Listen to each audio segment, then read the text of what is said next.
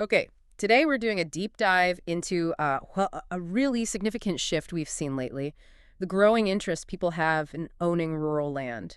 Yeah, it's definitely accelerated. We want to look at what's drawing people in, the advantages they see. Exactly. Our source material, it jumps right in talking about this mass exodus from cities and towns. Right, specifically highlighting 2020, 2021. That period seems to have been a real catalyst. It mentions this unwarranted solidarity from COVID forcing a rethink. Like people realized maybe they didn't need to be packed so close together. And that's where the core appeal seems to lie, according to the research we looked at.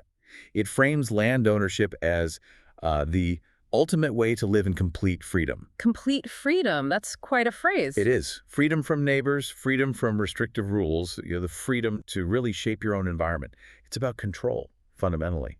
Autonomy. Autonomy. It's Yeah. interesting. It makes you wonder, though, is the main driver what you gain? Like self-sufficiency? Or is it what you're trying to get away from? Yeah, like the noise, the density, relying on external systems for everything. That's sort of the underlying question today, I think. Definitely. We're going to unpack the three big pillars supporting this mindset. Let's call it maybe autonomy, resilience, and legacy. I like that. Autonomy, resilience, legacy. Okay, let's get into it. So first up is how land ownership connects to, well, customized self-sufficiency, often through hunting. Right. And the sources are clear. Not everyone buying land is a hunter. No, not at all. But the option is often a big part of the appeal. It signals that control over your food source, at least potentially. It taps into that autonomy pillar straight away. And what's really fascinating looking at the material is the level of customization involved for those who do hunt. It's not just casual. How so? Well, owning the land turns it from, relying on public access spots to something you can actively manage, engineer almost. Engineer. Okay, tell me more. What kind of specifics are we talking about? Because not everyone listening might know the terms. Sure. So the sources mention things like custom food plots. That's where you plant specific crops.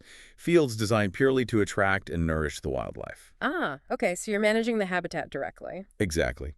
And then you've got things like deploying trail cams for constant monitoring, setting up permanent deer blinds, tree stands. It becomes less about luck, more about stewardship, land management for a specific result. Stewardship.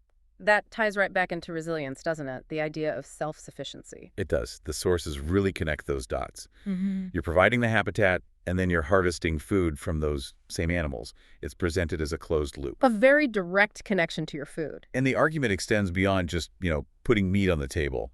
For people who start hunting as adult, the cited benefits are quite profound. Like what? Well, guaranteed access to organic meat is a big one. The emphasis there